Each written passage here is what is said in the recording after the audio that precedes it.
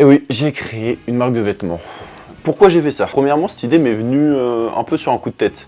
En fait, je voyais tout le monde le faire et par tout le monde, j'entends les influenceurs. Contrairement à eux, je me suis dit, j'ai pas forcément beaucoup de visibilité. Mais en quoi c'est un problème en fait? Je voulais voir ce que ça rendait, c'était une sorte de test et puis au final, plus les choses devenaient sérieuses et plus je me suis dit, mais pourquoi pas? Mais il y a des étapes, il y a eu des étapes à tout ça. Premièrement, il faut dessiner. Il faut savoir qu'est-ce qu'on met sur le t-shirt, tout simplement.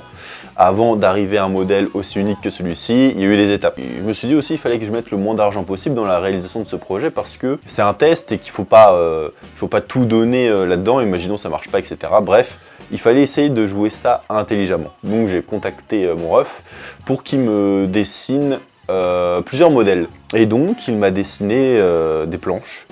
Et on partait de quelque chose de plus brut, avec un logo, un koala, et de fil en aiguille, on est arrivé à quelque chose de plutôt intéressant, je trouve. Le koala comme ça me convenait.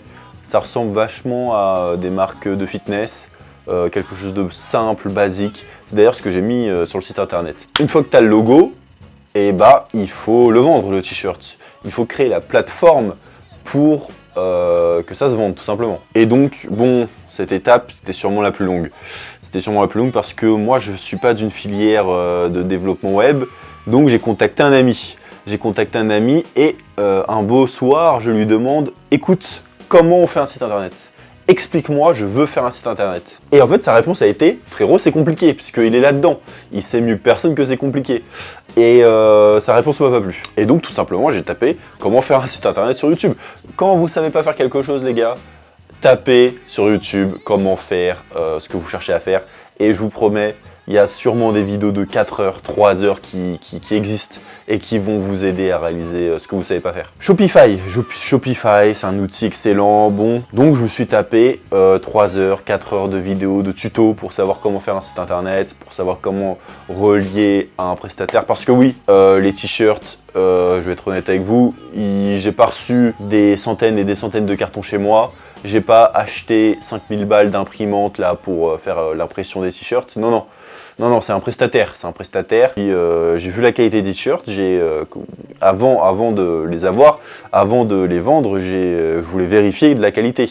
Et au final, c'est quelque chose de plutôt correct. Hein. C'est 100% coton, affirmé écolo. Et j'ai demandé l'avis à plusieurs personnes qui l'ont porté.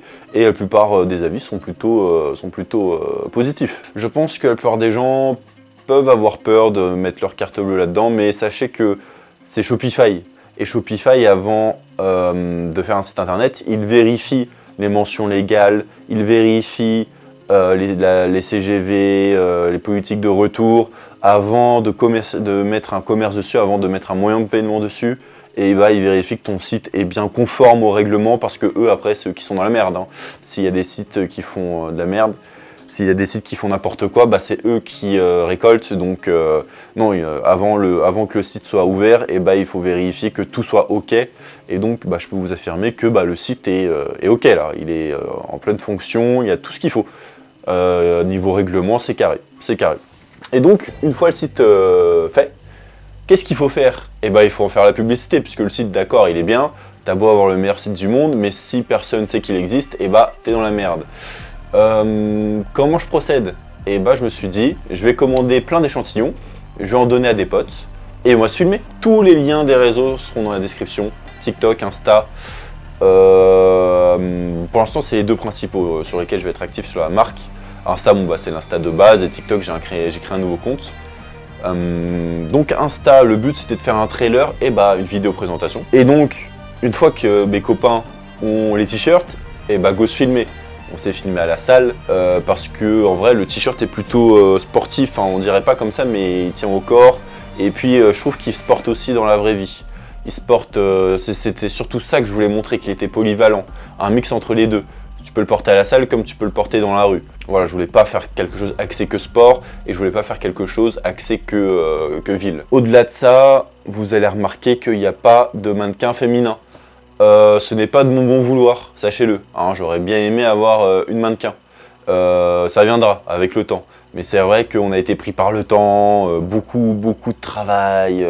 Non, c'est pas parce que j'avais pas de mannequin féminin. Non, rien à voir, rien à voir. Et Le plus important maintenant, je voulais faire une vidéo qui marque le coup, une vidéo dans Paris, comme on a l'habitude de faire.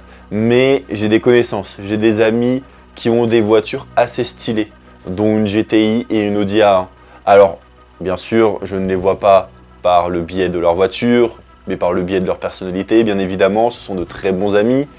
Mais le fait est qu'ils aient ces voitures m'arrange un tout petit peu, je l'avoue. Du coup, je le contacte et je lui dis, t'es chaud, on prend les 2 voitures et on fait des plans dans un garage très miteux. Et ensuite, on part sur Paris, montrer la marque un peu à tout le monde, pour que tout le monde sache un peu que la Koa Wear existe en fait. On vient pas compter les millions, quelqu'un va faire comme Terminator. Je les vois de loin comme les miracles. Un moment fort, vas-y les filles, dans le club, entouré de soleil compagnons. Tu sais qui sort des canons, l'argent c'est comme une glaçon. Ça se met au frigo, ça fonce. Rouler dans le Mercedes, comme un cybercriminel. Je sais pas.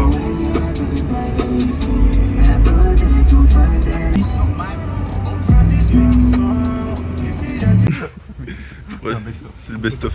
Ouais. Ça va vraiment faire du coup, ça va patiner. Ça, ouais, ça patine. Ça va patiner fort, mais patiner très très fort. Ça patine Ça fort. va reculer fort. Putain, ça va faire un truc. Ce connard là, qu'est-ce qu'il veut?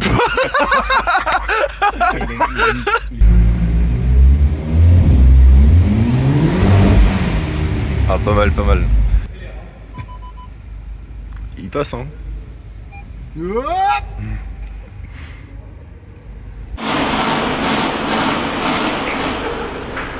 On arrive dans le garage et il faut poser. Il faut savoir aussi que moi je pose très bien. Alors, voilà, je suis un poseur professionnel, mannequin dans l'âme. Pour les locations là, ça dure jusqu'à 19h là, les s'il vous plaît, là.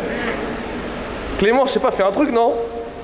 Attends, je vais te parler comme ça, on va... Et à un moment, il y a Manu, qui a eu de très bonnes idées d'ailleurs, qui dit « Les gars, j'ai une chaise de camping dans le garage. » Et on se dit « Nickel en fait, nickel, ça va faire un peu ghetto, on met les 2 voitures comme ça, on la met la chaise au milieu et là, on est bien. Là, on est en mode bien drill, il manquait plus que la chicha et 2-3 guns et on était bien quoi. En fait, le plan de base, c'était de revenir au point initial, prendre qu'une seule voiture et tailler à Paris. Et en fait, Manu a une idée révolutionnaire. Enfin, il le sait pas, mais c'est la meilleure idée de toute sa vie. Ouais, vu que c'est les bouchons, dis-lui qu'il sorte pas le toit ouvrant. Il a le Fuji, il a le Fuji, il a le Fuji. Il peut sortir de dos, de dos. debout lui, vu qu'il appuie pas sur les pédales. Il a pas le volant à tenir. Elle est incroyable. Faudrait qu'on passe devant. Non, c'est bien, on a le Fuji là.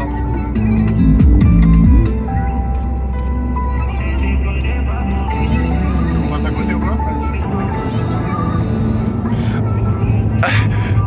Incroyable. Et donc voilà, il y a le grand Tristan qui sort là de la voiture en mode titan colossal. Mais quel banger!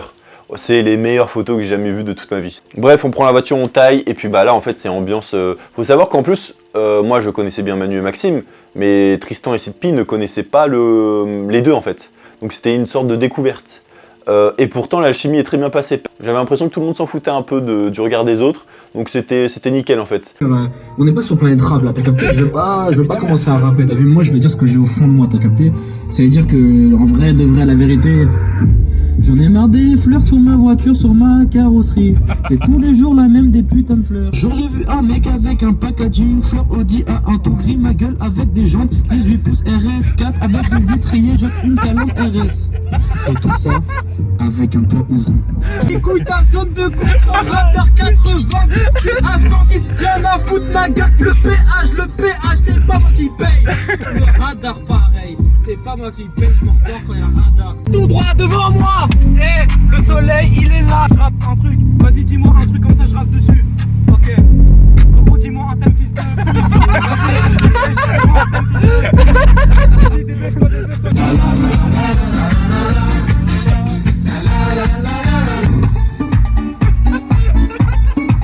Regardez-moi là-dessus.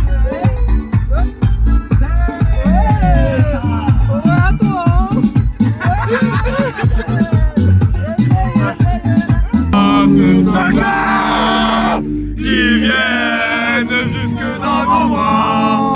Aux armes, citoyens.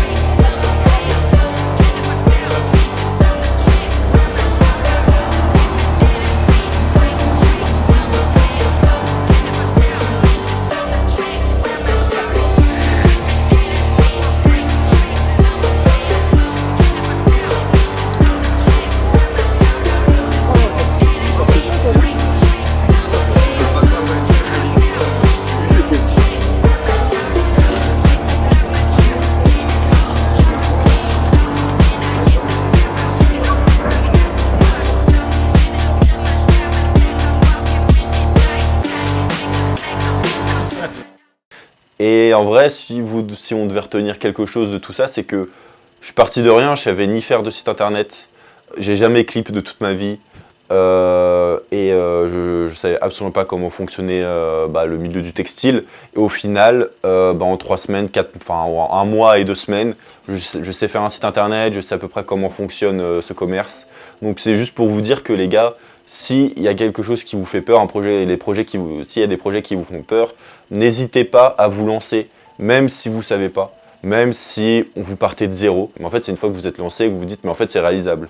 Et c'est vraiment la morale de cette histoire. C'est même si ça ne fonctionne pas, même si j'aurais 7, 8 ventes, ce qui est déjà plutôt bien en réalité, même si j'ai une vente de vente, j'en ai rien à foutre. Le plus important, c'est que j'ai réussi à faire quelque chose que je ne savais pas faire, j'ai développé de nouvelles compétences qui me serviront peut-être plus tard. Et si j'avais jamais fait ça, j'aurais jamais vécu une après-midi aussi exceptionnelle que j'ai vécu avec Manu, Maxime et Tristan et Sidpi. J'aurais jamais vécu ce moment-là, j'aurais jamais fait tout ça. Et rien que pour ça, ça vaut le coup de sortir de sa zone de confort et d'essayer des choses que vous n'avez jamais essayées. Sur ce, on se retrouve pour d'autres vidéos. On va peut-être repartir sur du classique MMA ou d'autres personnalités, on verra. Je vous souhaite une bonne soirée, une bonne journée. Salut.